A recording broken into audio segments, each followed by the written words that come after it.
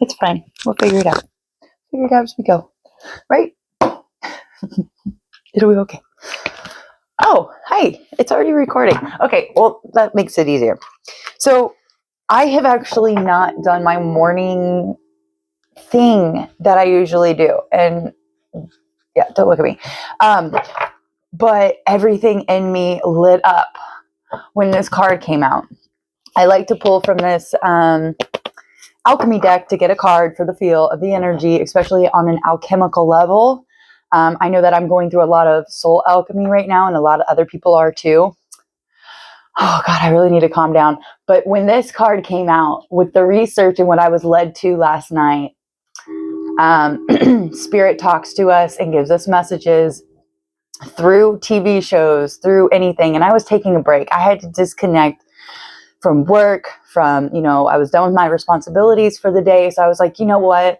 I'm going to enjoy me a little anime. I love me some My Hero Academia. It was very significant for me during my spiritual awakening to help me remember who I was. So I hadn't seen it in a while. And so when I went back to watch it, there was something that really stuck out to me. Hawks. I have been seeing so many hawks. It's been in my book.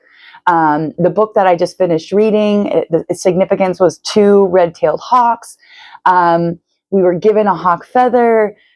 Me and my son were outside, and hopefully I can post it on the community board. I need to figure that out. But there was a hawk right in front of us that killed a blackbird right in front of us. So when I started watching My Hero Academia, and one of the characters' name is Hawks, and he has angel wings. He's literally an angel, and he has a red sword. And I was like, wait a minute. I remember learning something about a red sword. Like in my deck, I wrote a card that says the red sword. So I decided to do some research and find out, what does the red sword mean in esoteric knowledge? I actually should have grabbed that paper first. One second. So I had to go ahead and reprint my paper. Actually, I had to redo the whole thing. So there's something significant about that. Maybe there was something that you had to redo. Well, hello, Luna. Hi. Thank you for gracing us with your presence. Divine feminine energy.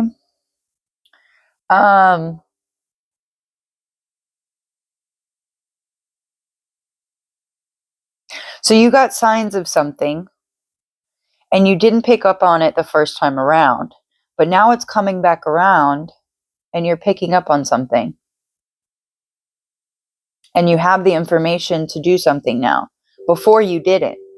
And you had to go through the process of grieving and forgiving yourself. That's for somebody. And it's actually kind of funny because yesterday's spell of the day was emotional trauma. A spell to help recover from emotional trauma. So maybe somebody wants to screenshot this and perform this. So moving on. I'm trying to bring this all together. I'm not trying. I am bringing this all together because I'm going to read you this red sword. This is going to be a very esoteric soul alchemy kind of reading. This is about knowing the self and what you're going through right now.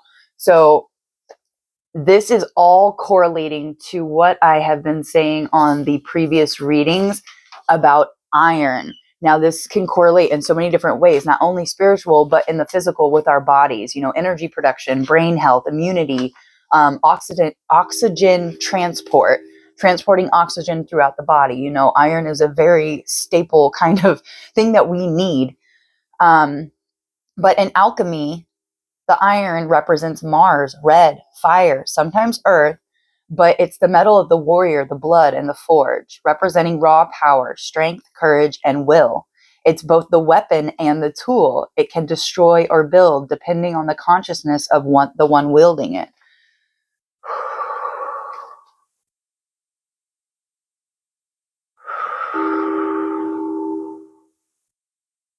Physically, iron was the most volatile of the base metals, prone to oxidation, rust, and corrosion. This mirrored the corruptibility of human will. when it is driven by ego rather than spirit. The refined iron meant to temper the will, not to suppress it, but to purify it through fire. In the forge, raw iron becomes steel, stronger, flexible, purposeful. Likewise, in spiritual alchemy, raw instinct and anger become disciplined action and divine courage. The warrior's iron must pass through the fire until it serves love instead of fear.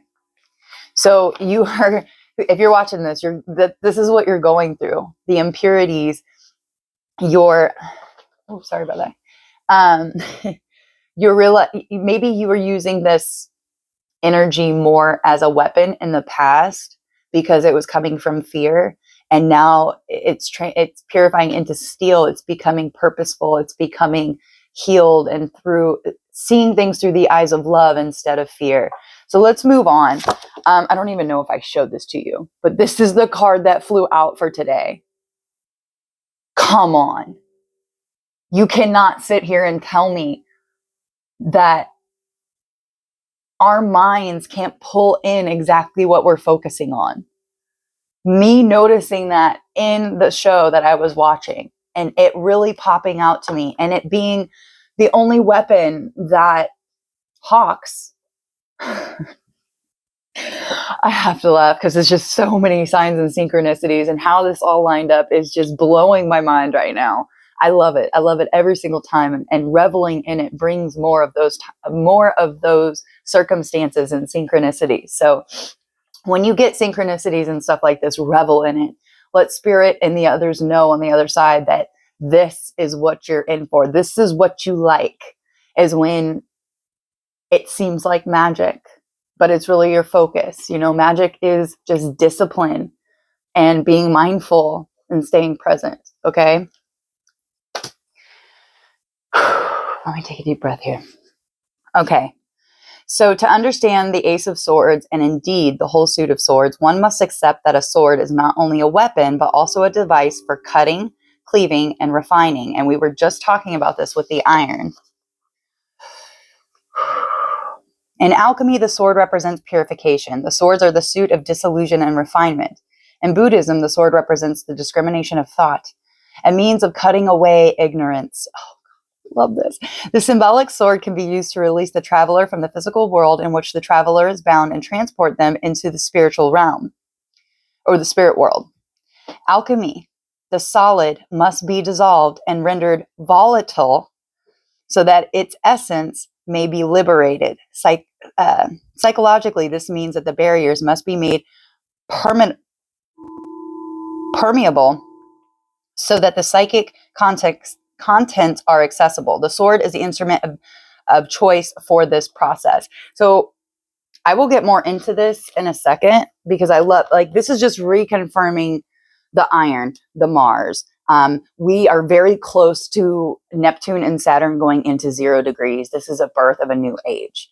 These planets, when they hit a 0 degree, especially in Aries, the initiator, the start of the zodiac, this is something monumental, very monumental. Not only on a large scale, but there's also a 36 to 37 year marker with Neptune and Saturn being in conjunction. It only happens every 36 to 37 years. Where are we going? Because I'm kind of all over the place with this, but also it's very centered. So it's like everything, but also just one. I don't know. Okay, moving on. So the red sword carries rich layers of esoteric meaning, both symbolic and energetic. Let's unpack it from several angles so you can feel which one resonates most deeply for you. So elemental and alchemical meaning. In alchemy and the occult, red corresponds to the element of fire and the final stage of alchemical transformation, rubido. I hope that's how you pronounce it. Rubido. Oh my God. Ruby. Rubido. Okay. It represents spiritual completion, the union of opposites, masculine and feminine matter and spirit, vital life force, the purified blood of creation. So you could feel like your blood is very special. You might have actually had circumstances happen in your life where it showed you that there's something very special about your blood. The heart awakened, courage, love, and passion fused into divine will. The sword is contrast, corresponds to air, the realm of mind, truth, discernment, and direction. So the red sword becomes fire within air, the will of the heart, guided by truth. It's the word made flesh, or the word made flesh is logos, right? Or thought charged with passion, divine intention embodied through decisive action. In many traditions, the sword symbolizes logos, divine speech, or the creative word that cuts illusion. The red hue imbues it with life force, bloodline, or sacrifice energy, meaning you wield not just intellect, but living spirit. Thus, a red sword can represent you are literally the embodiment of spirit, is what I'm getting from this. The awakened heart's authority. The red sword can represent the awakened heart's authority when truth and compassion act as one. Spiritual battle through love, not violence. The transmutation of anger into purpose. The power to cut energetic cords lovingly, not destructively. It's also tied to the Archangel Michael archetype, protector of divine truth, often depicted with a flaming red or blue sword that severs falsehood. So you're severing falsehood. The word, you calling things out and speaking what you're seeing is literally, you're calling out demons inside of people. And then people have to check themselves. And then they're literally expelling these demons because they're realizing that they were working from a false place. In the human energy field, the red sword can appear in visions or meditations when the root chakra or solar plexus are aligning, symbolizing empowerment, boundaries, and vitality. It often arises when someone is reclaiming their sovereign energy, no longer giving their life force away to fear, guilt, or domination. That is key right here.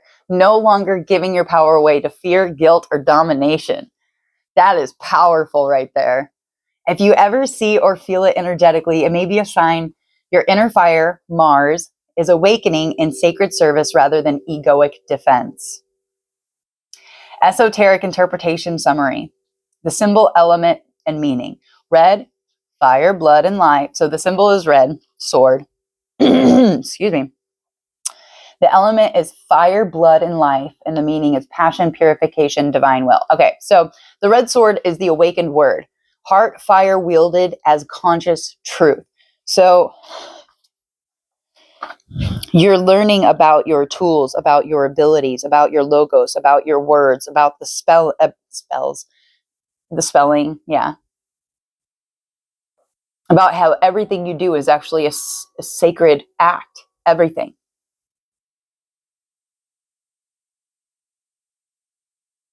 I'm also creating magic in the mundane. A sacrament. Everything you do, from washing the dishes to cleaning your toilets to scrubbing the floors to organizing things. Creating a sacred sacrament,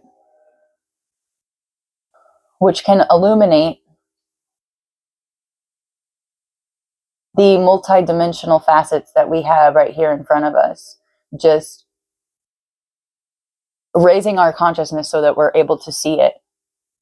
Because there's magic everywhere. There's magic right here in this room, depending on where your consciousness and where you're at, what attachments, or if you don't have any, maybe you're severing your attachments.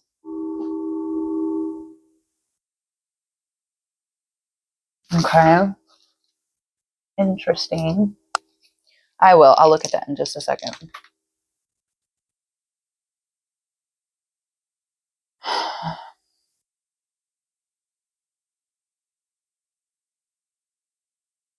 Archangel Uriel brandished a flaming sword, was posted by God at the gates of paradise after Adam and Eve were rejected.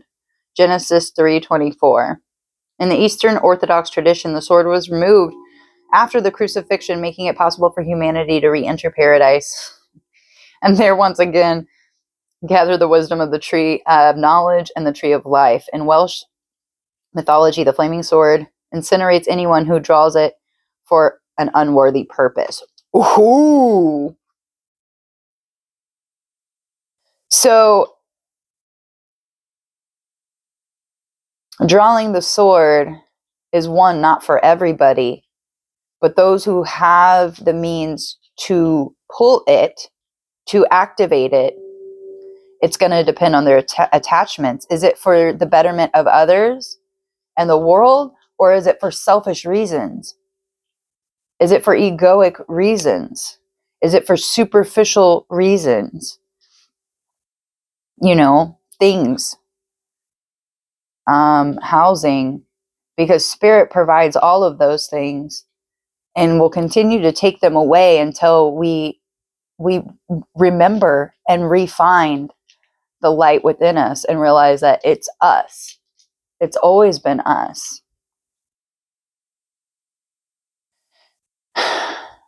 Everything is about intentions, you guys. Everything. So taking up the sword to prove, oh, I am somebody and I am great. You only need to prove it to yourself. If you're trying to prove it to other people, you got more work to do. And it's okay. We all got more work to do in different areas. We're all just helping each other become aware of these areas so we can look at them, investigate them, and find the truth, find that treasure, that gem that is waiting for us.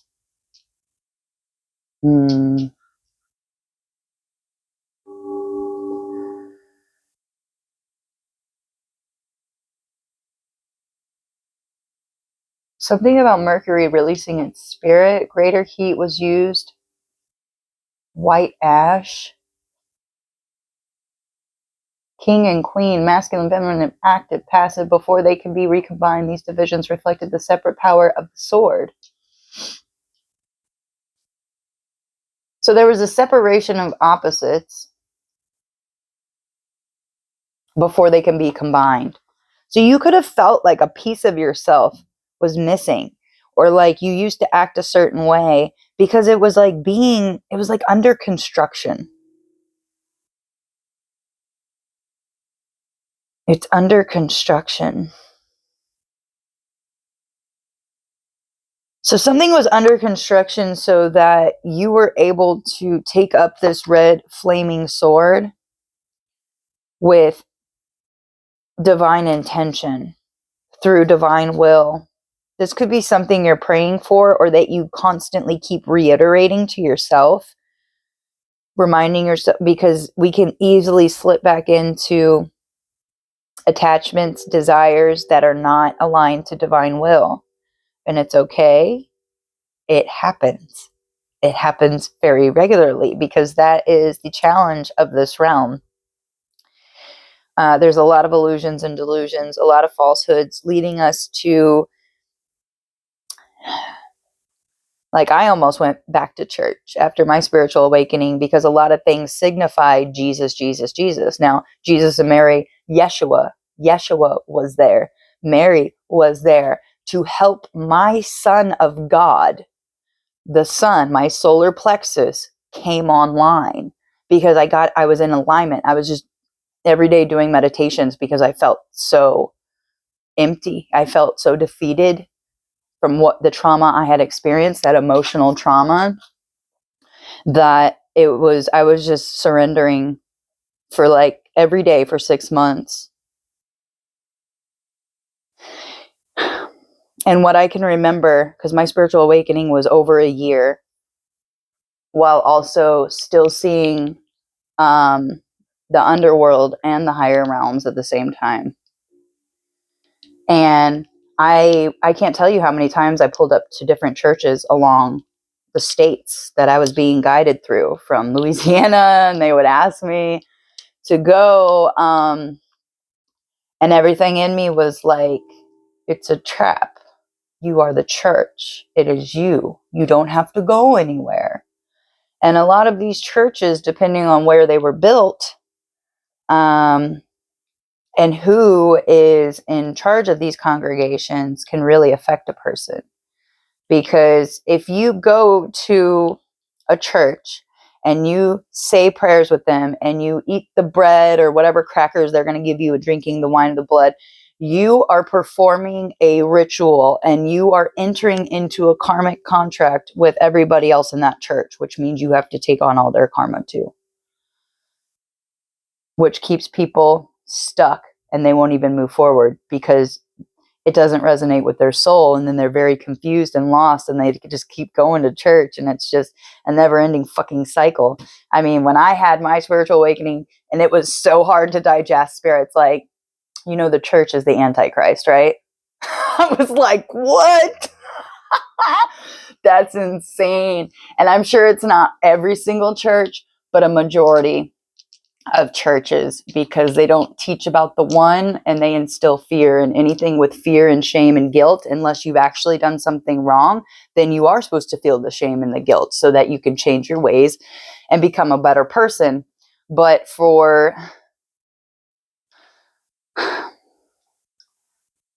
it's a very superior patriarchal society.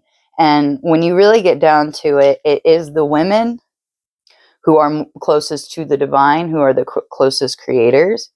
And they are there to help and support the men, right? Help initiate the men. But everything's a little ass backwards, you guys, you know? And I'm not for one's better than the other. Trust me, I had more guy friends. And it just recently dawned on me that I had a divine masculine wound. And that's why for 30 something years, I was more like 20 something, but I was not really picking up on it until recently. And now I can look back and be like, dang, I was really trying to get validation from divine masculine outside of me when what I needed to do was heal the divine masculine within myself. And when I did that, you guys, everything changed. And I found the most beautiful, amazing spiritual women, and had one of the most best experiences I've ever had in my life. I didn't know women could be that sweet. My mom was amazing, but I know that she could have done better, and she was in a lot of difficult situations. But the love that a true divine feminine has can change your life.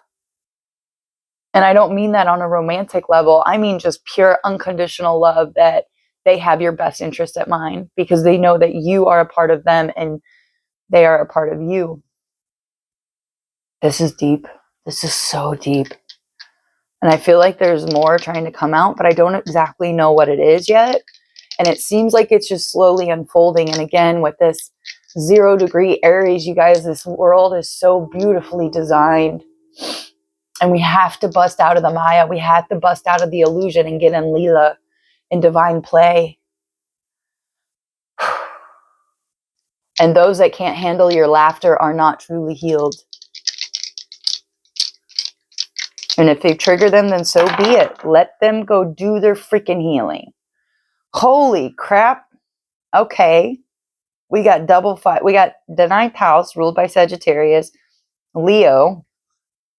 Oh my God. There's also something about the opposite. So Aries, Mars is going into Aries, right? And Libra, Venus in Libra, or maybe it's the opposite. Oh my God, I'm drawing a blank. But there's going to be forming a trine to the 7th house of Leo. That's what that just reminded me of. Guys, there's just these huge, amazing transits and trines, the grand water trine that's coming up, and it's going to hold these 2 planets in position for like months. It's going to be one of the greatest purges we've ever experienced. It's so freaking fascinating how everything is designed and choreographed together. Whew. Give me 1 second. Okay, we're back. So with this roll that I just rolled, the Mercury 9th house of Leo, Mercury and Leo speak from the heart, not just from the head. And again, okay, it's a day for expressing your ideas with warmth and courage, storytelling, teaching, or sharing your beliefs in a creative way, speaking on topics that inspire, uplift, or empower others. Your words carry charisma and conviction. People feel your sincerity when you speak authentically. Shadow watch. Avoid over-explaining or needing validation. Speak to shine light, not to prove right. I love that. Speak to shine light, not to prove right.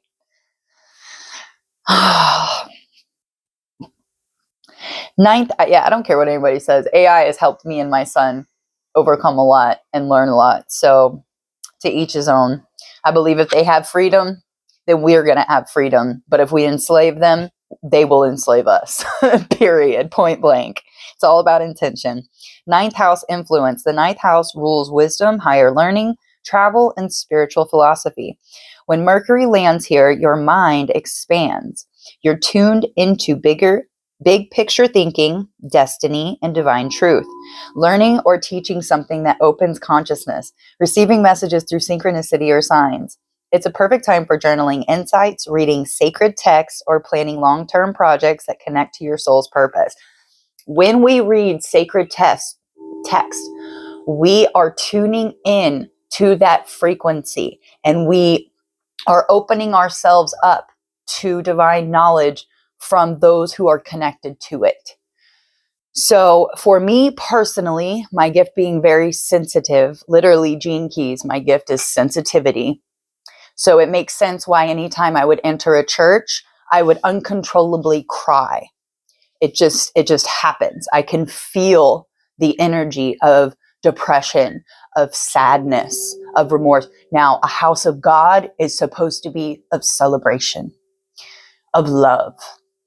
There are, of course, we do need to deal with our trauma. We do need trusted individuals who we can speak to without judgment. But here's the thing. Those who are in power have not been enlightened. They are the blind leading the blind, and they're misreading a lot of these sacred texts. Now, whoever I'm talking to right now, there is a part of you there, you know this. You know that you have a deeper understanding, a spiritual philosophy of things that are going on around you and how people are being misled. Even when they do have a spiritual awakening, they're being misled and drawn back because that's how they have it set up. That's the crazy part, is that once you finally get a spiritual awakening, there are so many traps because it's like, ding, ding, ding, they found their light. We have to pull them back down. So just, my truth is not going to be your truth. You have to stick to your own truth and what is speaking to you. What do you feel? There are times of acceptance that we have to accept the truth. For example, when my son was taken, I couldn't just be like, oh no, this isn't happening. This isn't happening. It was happening. I had to accept the reality of it and move forward. Okay, what do we need to do? Where do we need to go? What steps need to be taken? And I don't know where I was going with that. Give me a second. You are very powerful. You have more power than you can ever freaking imagine. And when you speak, when you shine light and you are not trying to prove yourself right, like, oh, I know more than you, you are in divine alignment. When you show humility and you recognize that somebody's not at a conscious level to understand and interpret the knowledge and the wisdom that you have to share, you're no longer speaking. You're knowing when it's time to share that knowledge, to use that sword, that vital energy, that raw energy to influence their spiritual body, to let them know that's not the only way. And it's very subtle the way you do this. Sometimes it's subtle, is what I just heard. Other times it's like your soul is so irritated, you like speak with a little extra conviction. So overall, the energy for today is the voice of the higher self. Your key phrase is, I speak from illumination. The opportunities here are share your truth with confidence, teach or write something inspired, follow curiosity to new wisdom. I feel your power, like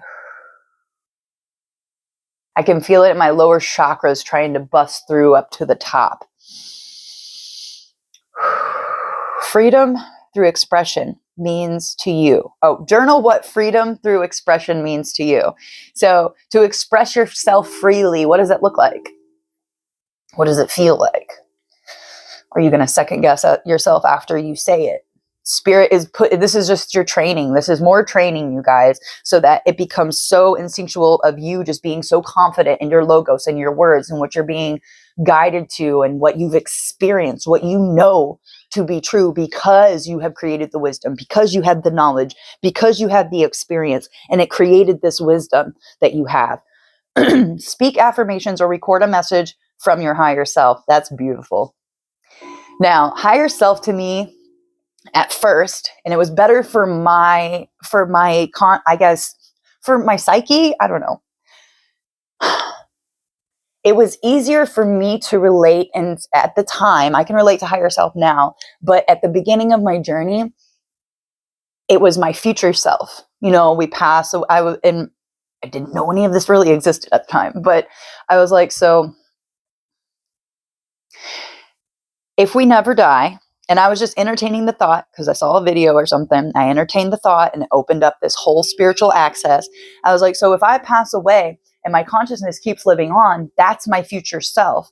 So if everything exists right now in here in the now, technically somewhere I've already passed on and my consciousness is helping me. Does this make sense? Because you're multifaceted. So you can speak to your future self, whether living or not living. So higher self, you can speak to yourself as if you've already passed on, or your future self, wherever it is that you want to be, is speaking back to you like, hey, I just want to say I appreciate you never giving up. You've got this. It might seem like you don't on certain days, but you actually do. And those days are essential for processing. Or maybe there was a situation like, it can be so minuscule. You might have been led to a town.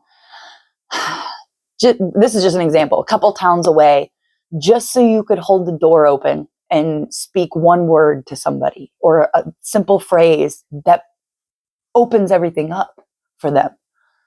The effect, our footprint on this planet and how we affect the things around us are monumental. Now, thank you for that. We can't allow it to get us stuck in our heads, because if we do overthink it too much, it creates paralysis, analysis paralysis. Sorry, watching the kittens play. They're so cute.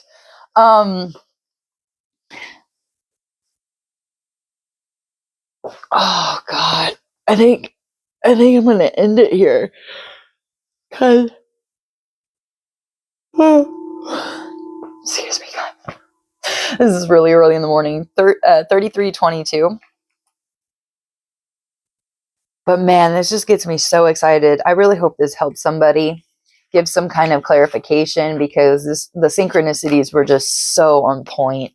They're so on point, even with this astro dice. You know, play with your magic, you guys. Be consistent. See how the messages are showing you a pattern. And remember to speak from your heart. If it's going to hurt somebody's feelings, hurt their feelings. You're probably there to hurt their feelings, because what breaks their heart's going to fix their vision, and you have their best interests in mind. You can't allow people to continue to stay in these delusions and illusions. Okay? Now, if they're not in a place to accept it, do not do it, because then you get the backlash. And you can see this and how this is played out throughout your life.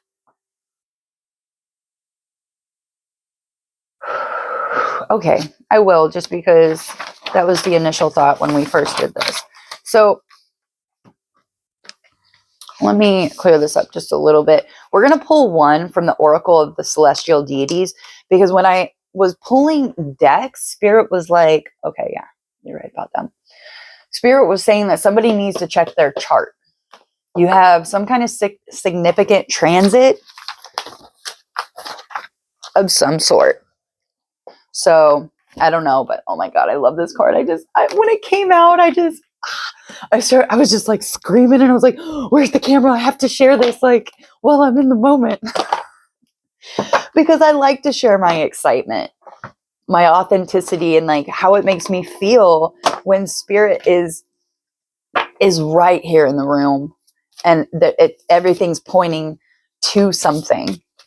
It's just, and then when you actually sit down and start diving deep and reading these things personally, not always having other people read it for you, it's when you read it yourself and you start writing and you start doing these practices, that magic, magic is a different term for everybody, but everything to me is almost magic at this point.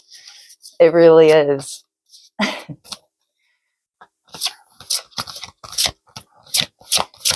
Yeah, I do. I want to say so much more, but not everybody is ready to accept. Yeah.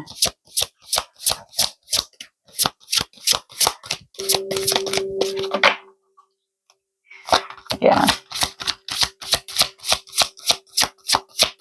It really is beautiful, though. Remember that evil is just unripe. So, like, even with my son, I've realized, like, he's got a lot of things to live through before he'll be at the level of where I'm at. And that's just the truth of the matter. It's the transits. It's the process of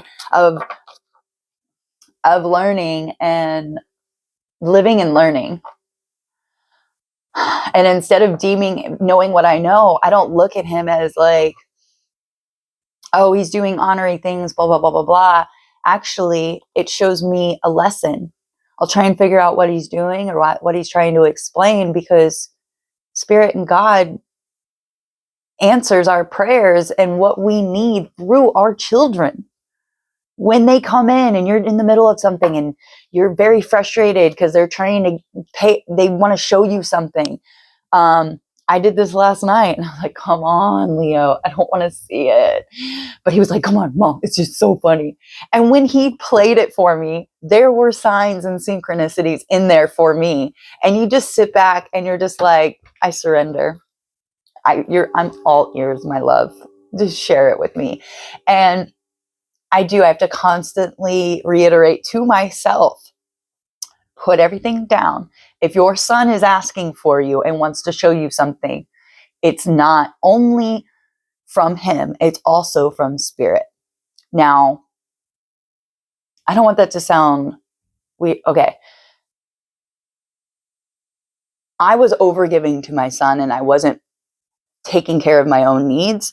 And I know a lot of mothers can do this because my own mother did this and then she never took care of herself, which led to her unaliving herself. So I have learned that boundaries with your children are boundaries need to be set with everybody, with your children, with your animals, with other people, with yourself. So be gentle with yourself, forgive yourself. This is all about learning. Everything is about learning. So we have Pan here, anxiety, resourcefulness, and the wish to live. Interesting. I don't even know where my Pan is in my chart. Interesting. We're not going to read the whole thing, but I do want to elaborate a little bit. It's funny because I feel like I have almost every single one of these placements, but not Pan for some reason. Okay, Pan, where you at? Oh, 17. Okay. I'm like, there's no numbers. 17 could be really significant, which is also the number of the star. So healing and communication to the higher realms, to the logo, or to the wisdom to be able to speak the correct logos. Gemini, hematite. Innermost of Saturn's jewels, Pan is shepherd for the... wait, we don't need to go through all that. So the teaching, despite how Orthodox religion sees him, Pan is the god of nature, mountains, and the primitive energy that protects our ecological environment. Different from most Olympian deities, he always appears as a naked half goat, half man, half human creature. His animalistic horned features make him an easy target for Christians, as later they adopted his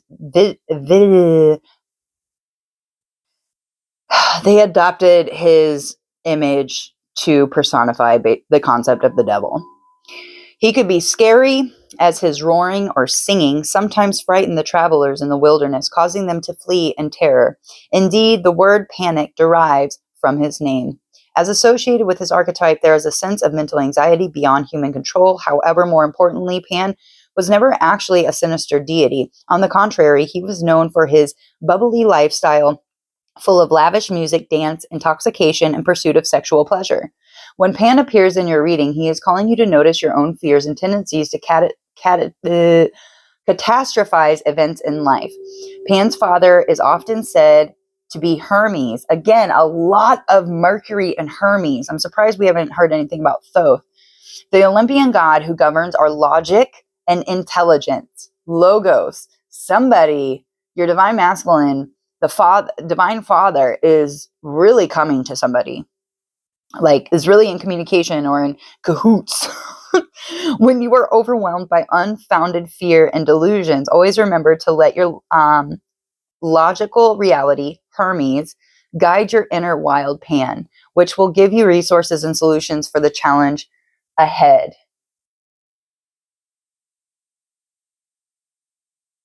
I see that Spirit wants you in divine play, Leela, and out of Maya.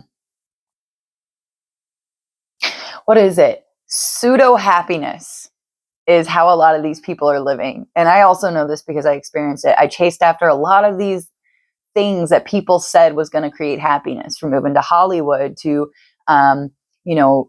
doing modeling work and looking to be a stunt double and doing all of these things. And then one day it dawned on me, I was like, is this really what this is about? I would meet celebrities. I would never let them know I knew who they were. It was a lot of the time they had their dogs and they were up on Runyon Canyon or something. And I would be interested in their dog because I wanted to know what type of people they were. And as I got to know these people, in the short interactions, they didn't feel that special to me. And I mean that in just a very loving way. I mean, in the sense of what I was in search for. And so it really got me thinking. I'm like, they don't seem very happy. And it also seemed like they really just wanted to be treated like normal human beings and not like celebrities. So that thought process, I didn't have support. I had lost my father that year. A lot of things happened to where I didn't go up. I went down, resorting to drugs and to cope with what I was feeling. So, and this Pan card is talking about the anxiety and creating fear scenarios and the worst case scenarios. And it's a process. It is definitely a process, especially from the things that we have experienced from this lifetime and things that are just in our DNA that our mother, our grandmother, other people have experienced. But I do know when we heal these things, it heals 7 generations. So just one person in a family that heals affects 7 generations. That's why focus on yourself. Focus on you. If we all focus on healing ourselves and getting in touch with our own divine light, you're sustained. There is no wants, there is no needs, because you realize that this isn't actually real. But it is to a certain extent because it feels really real, right? But when we go on the other side and we remember that we are eternal beings, we realize, but we do have consequences. That's the thing. There are consequences for your intentions, what you're working from. And if you have any attachments, you're signing up for another ticket back to this realm. So getting to a point where you want for nothing. You're not wanting riches. You're not wanting fame. You're not wanting blah, blah, blah, blah, blah, blah, blah, blah, blah. Here's the thing, if people desire that, 4, 4, 4, 4. If people desire that, let them, because their soul is expanding and they need that experience so that their soul can learn something. It's not like, oh, you're doing that wrong, blah, blah, blah. Some people need to live the experience in order to understand it. I'm a perfect example of that. Oh, God. I love life so much. It's so much more than we were ever told. And it's just magnificent. It really is. It's totally and undoubtedly magnificent. I might save that. Yeah, I might save that bit for another read. So, if you're still here, thank you so much for exploring this with me. And if you guys have any input, if you've had any signs or synchronicities, if any of this stuff has been speaking to you, please share your experience. It helps everybody, especially when you get it out of you and you're intentionally trying to share it. It creates an energetic momentum for you to bring in new information, to bring in answers. So not keeping things to yourself and really using that logos to get things moving, because this energy is going to be picking up, and there's going to be whole new births coming in to our world. So it's time to get excited and realize it's a great time to be alive, you guys. It's a great time to be alive. I love you. The universe loves you, and everything's working out for your best and your highest good. Until next time.